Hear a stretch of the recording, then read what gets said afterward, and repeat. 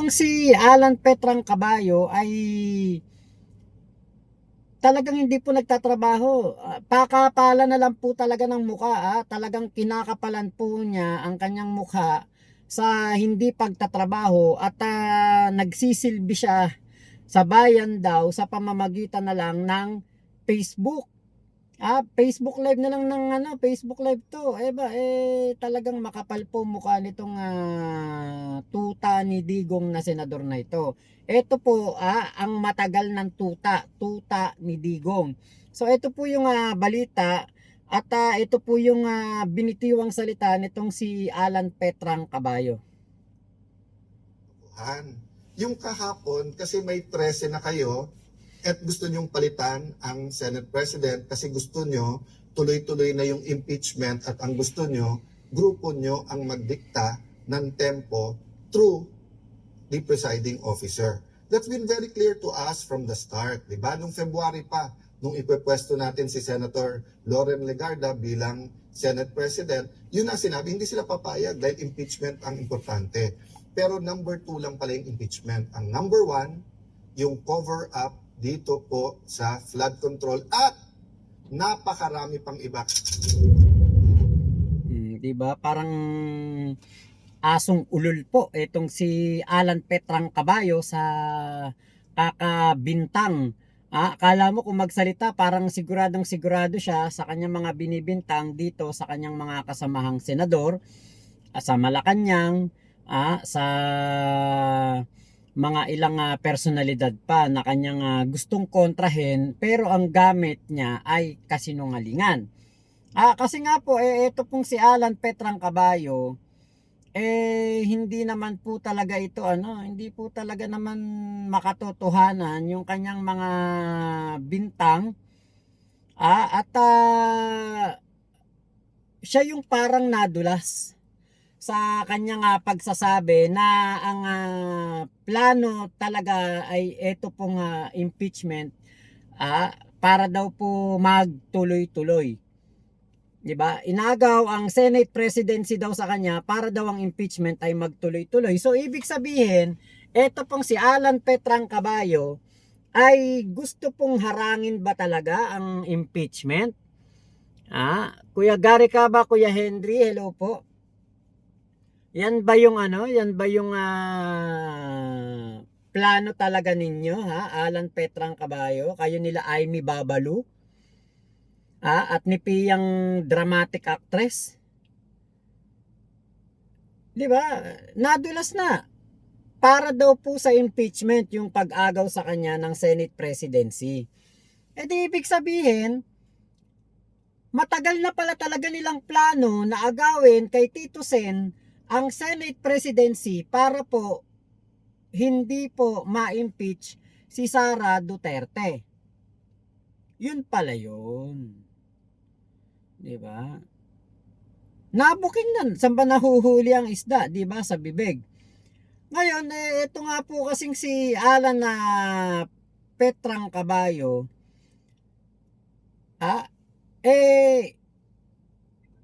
alam naman natin na ito po ay kaalyado ni Digong. Alam naman natin na ito po ay talagang tuta ni Digong way back before pa mag 2016 election. Mataas nga pangarap nito di ba? Vice Presidente. Ang akala niya, kapag sinuportahan niya si Digong, ginastusan niya ng 70 million, magiging Vice Presidente siya ni Digong. Pero hindi, natalo siya ni Leni Robredo. Actually, si PBBM pa nga yung mas maraming nakuhang boto kaysa sa kanya. Pumangatlo lamang siya. Diba? Kaya po itong si Alan Petrang Caballo ay hanggang ngayon po ay ito po ay talaga bitter sa pagkatalo na yon.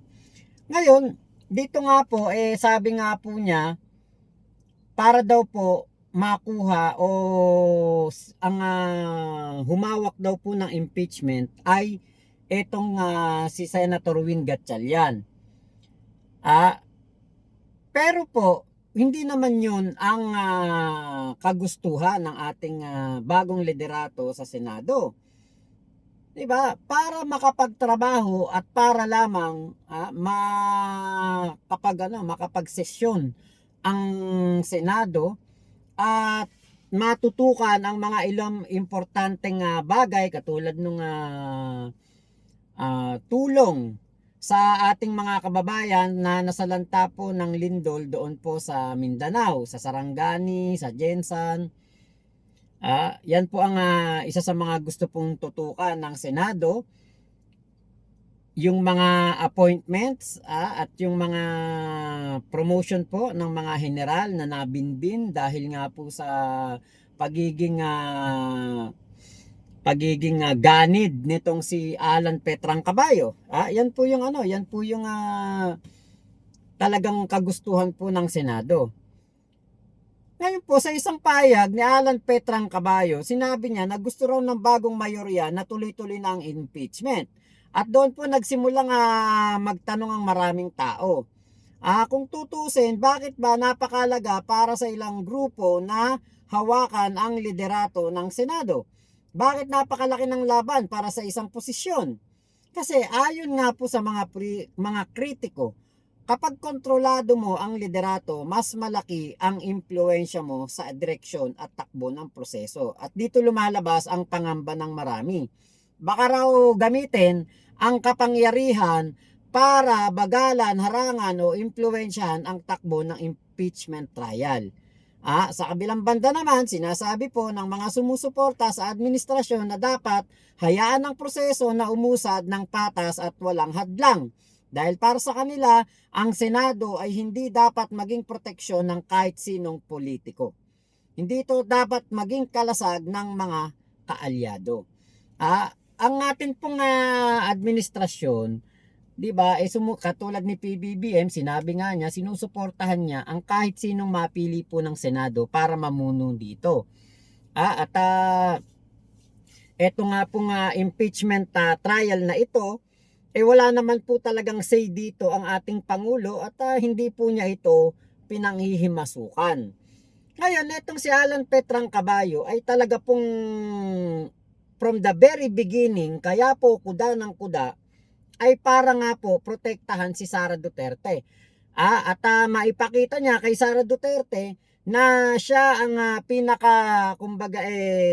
qualified na maging vice presidente nito sa pagkandidato as a president sa darating na 2028 election dahil naitawid ni Alan Peter o kaya ay naprotektahan ni Petrang Caballo si Sara Duterte dito po sa impeachment trial na ito.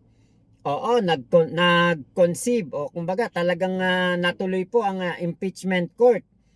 Naging impeachment court ang Senado, pero hindi po ito iko-convict ni Alan Petrang Caballo. Hindi po iko-convict si Sara.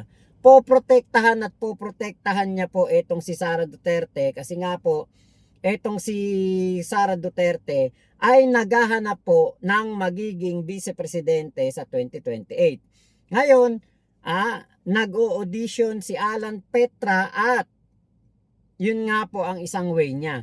Ipakita niya kay Sara na kayang-kaya siyang protektahan ni Alan Petra doon po sa Senado. Which is, alam naman natin na hindi nagtagumpay ang kanilang mga plano at dire-diretso po ang impeachment trial.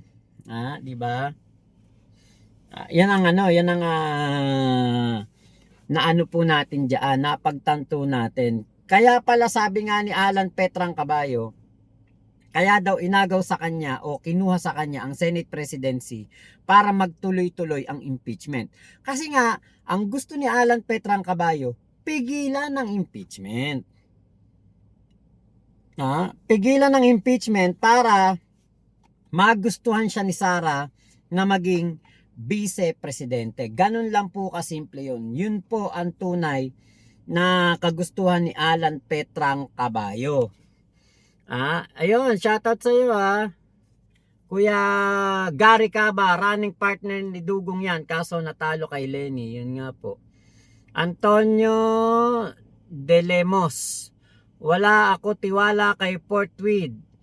Okay po. mag-online selling ka na lang, Kawatano.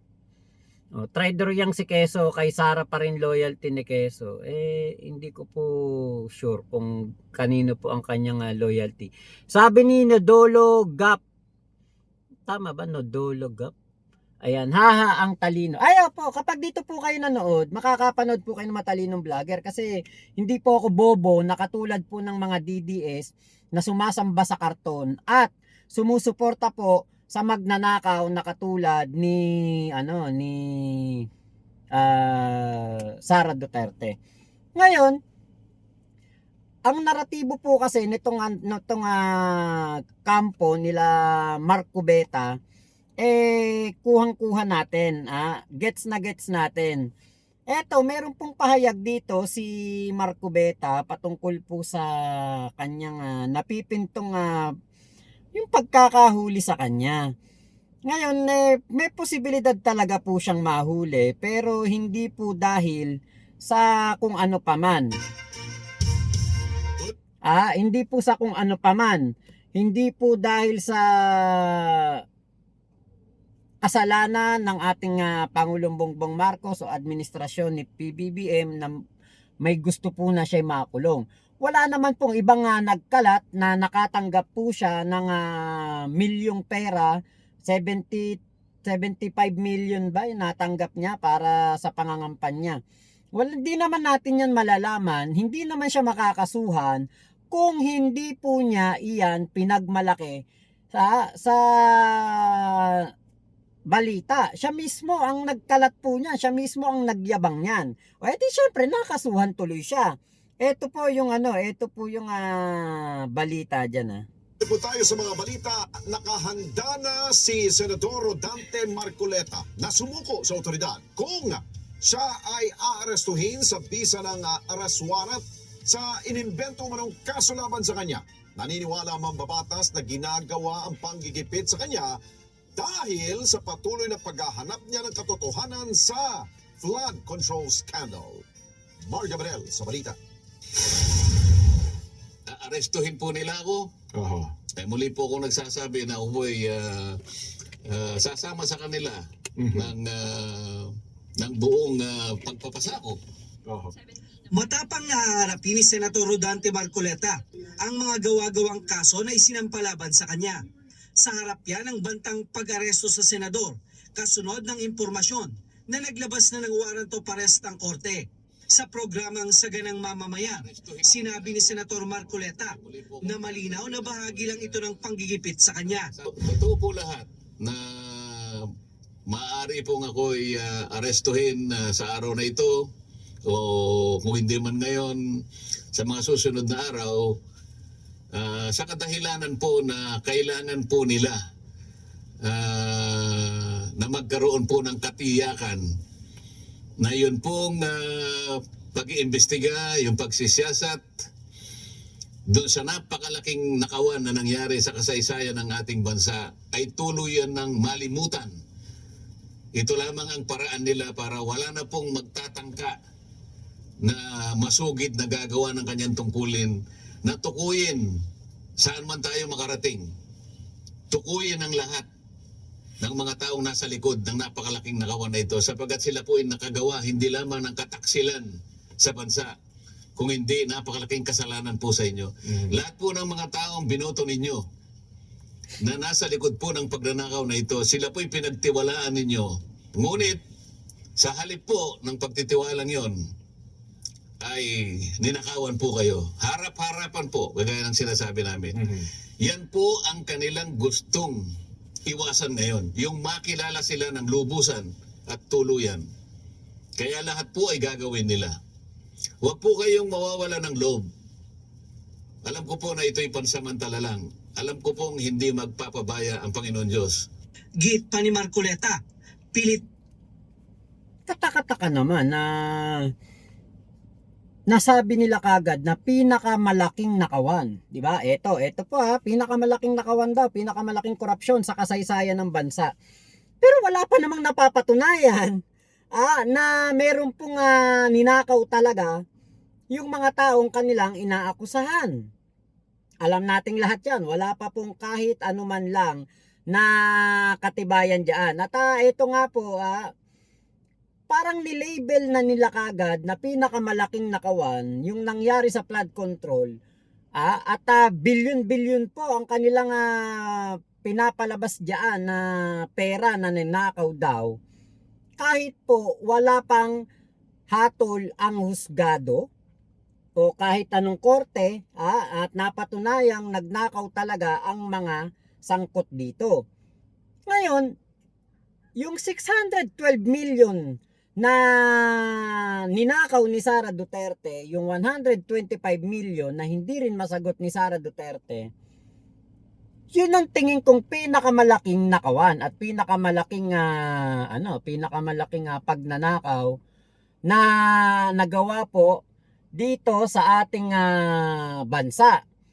Pero dahil nga po ang gusto nila ay pagmukhaing maliit lamang ang ninakaw ni Sara, nilakihan po nila ang kanilang binibintang na nakawan dito sa flood control scam. Katulad ng ginagawa nitong pagprotekta nitong si Alan Petrang Caballo kay Sara Duterte na kunwari napakalaki ng issue sa flood control kahit na hindi naman pa ito napapatunayan. At yung kay Sara Duterte, yon ang merong mga ebidensya na bilyong-bilyong pera ang dumaan sa bank accounts ng mag-asawang Sara Duterte at Manscarpio. Dinadownplay nila yung mga pagnanakaw na ginawa ni Sara at nilalakihan nila ang involved na pera sa flood control scam. Katulad na lang nito. 805 billion daw po ang ninakaw sa flood control. 805 million daw na maleta, na nagkakahalaga ng yung maleta daw pinagkakahalaga ng nasa 805 billion ang kanilang na-deliver sa pamamagitan nitong si Zaldico at pinadala daw kay PBBM, kay Erwin Tulfo, Rapi Tulfo, kay Chis Escudero, kay Loren Legarda, kay Mark Villar, at sa marami pang ibang mga politiko. Doon daw po binigay yung napakalaking halaga na pera. Pero wala po silang maipakitang ebidensya. Yan nga yung katakatake. 805 billion ang kanilang ibinibintang. Pero sila lang ang nakakaalam niyan. Yun ang katakataka. Bakit hindi natin ito nalalaman? Bakit hindi ito nalalaman ng ibang mga tao sa gobyerno? Bakit bukod tangi na ito lamang 18 kargadores ang nakakaalam nitong daang bilyong pera na ito? At yun pong daang bilyon na yun na 805 billion na yan, kung totoo po talagang yan ay inilagay sa maleta, libo-libong maleta po ang kanilang kakailanganin para po ma-deliver yung 805 billion. At kung yan po ay isasakay lamang sa mga van, van lang ang kanila sinasakyan daw, 15 years po ang kailangan nilang gawing pagde-deliver. Kasi nga po sabi nila nasa 1 billion kada linggo ang kanilang na-i-deliver daw po sa sa mga politiko. Nasa 1 billion daw. Kapag po ganyan, nasa 20 maleta ang kanilang na-i-deliver, kailangan po nila ng 15 years na walang pahinga, deliver sila ng deliver araw-araw para lamang makumpleto yung 805 billion. Kaya nga po napaka-imposible nitong kanilang mga pinagsasabi.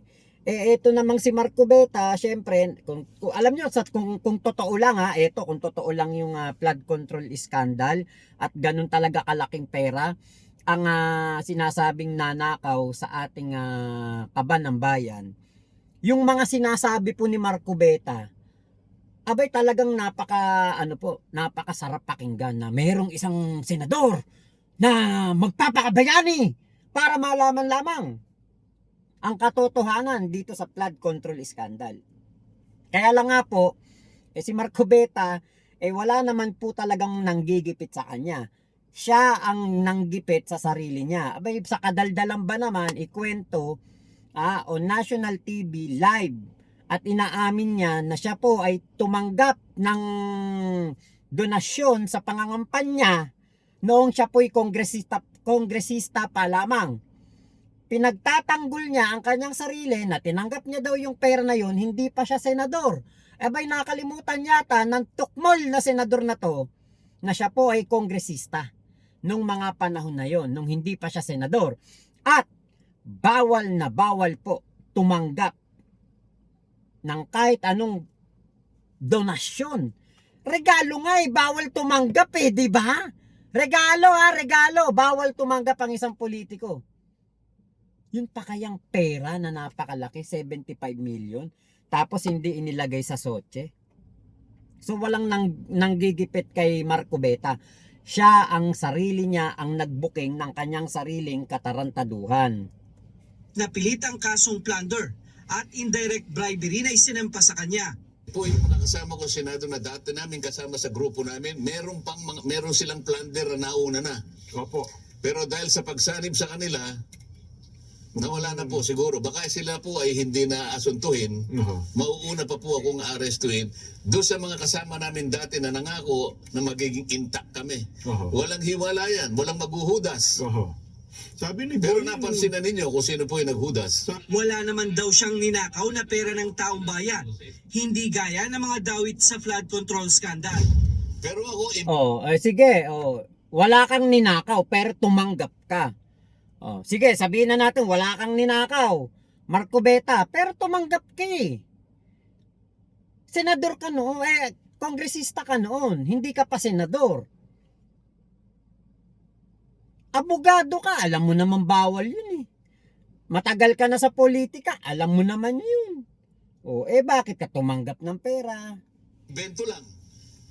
Invento? Walang kaugnayan po sa public funds. Wala po akong ninakaw. Ang tanging kasalanan ko lang po sa kanila. Sa kanila, hindi sa taong bayan.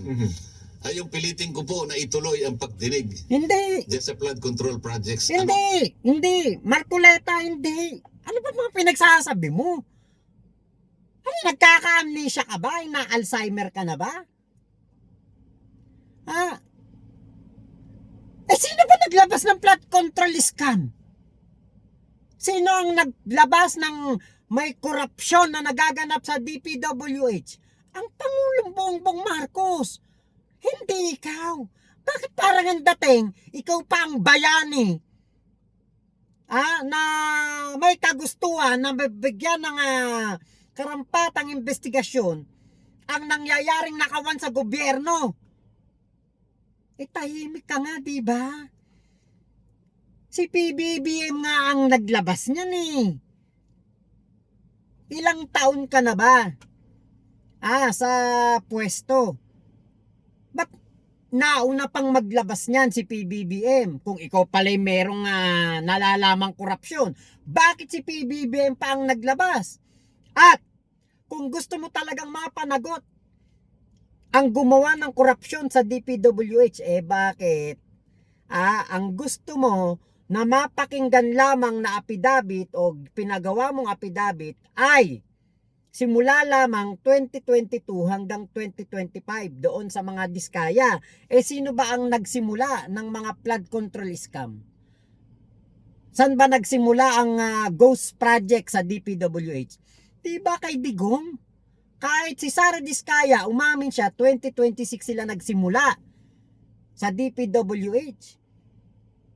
Gusto mo kagad imanipula ang flood control investigation at isisi kay PBBM ang nakawan sa gobyerno. Kahit na hindi pa naman siya, hindi pa siya presidente o wala siya sa pwesto noong 2016. Mali na yan. At mapanagot kasi At sa mapanagot, accountability, pati silang lahat. mapanagot ang nasa likod talaga. Nasa sa kanila po yun. Nasa kanila na po yun. Kung talagang arestuhin po nila ako, muli po akong nagsasabi na ako po'y sasama sa kanila. Liwanag sa akin yan na alam ng taong bayan na wala po akong kasalanan kung hindi yung maglingkod sa inyo ng Hindi. buong katapatan. Hindi. Ano man po yung gagawin Sarap mong murahin. Hayop ka. Parang ang dating siya pa bayani no? Ang gusto nyo nga, iligaw ang flood control investigation. Dahil ang tunay naman talaga na mga sangkot sa flood control, etong si Alan Petrang Caballo.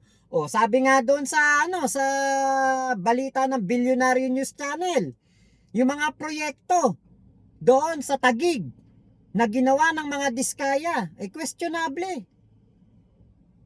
Bakit biglang nagkaroon ng napakaraming proyekto ang Diskaya doon sa First District ng Taguig simula 2019 hanggang 2022? Bakit napakadami? Biglang dumami. Sino ang congressman doon? Si Alan Petrang Caballo. Mabubuking kasi na si Alan Petrang Caballo na isa sa mga masugid na taga-suporta ni Digong ay talagang may kinalaman sa flood control. Kaya gustong iligaw nitong si Peluca. Yan ang totoo niyan. Syempre, yung mga DDS naman maniniwala kay Peluca. Bakit? Utu-utu yan kahit nga walang meron bang pinakitang ebidensya man lang si Marcubeta? Na sa mga pinagsasabi niya, wala. Dahil nga po, etong si Marcubeta, mabulaklak ang bunganga. Kala mo, totoong-totoo ang kanyang mga sinasabi. Pero nanguuto lang to ng mga bobong DDS. Ganun lang po kasimple. Kaya, pasensya ka na Marcubeta. Kaming mga matitinong Pilipino, hindi mo kami maloloko. Pero yung mga bobong DDS, maniniwala sa'yo. Kaya nga po, si Marcubeta at si Alan Petrang Caballo, taing-tae na maagaw ang Senate Presidency at Blue Ribbon Committee. Kasi nga po, etong si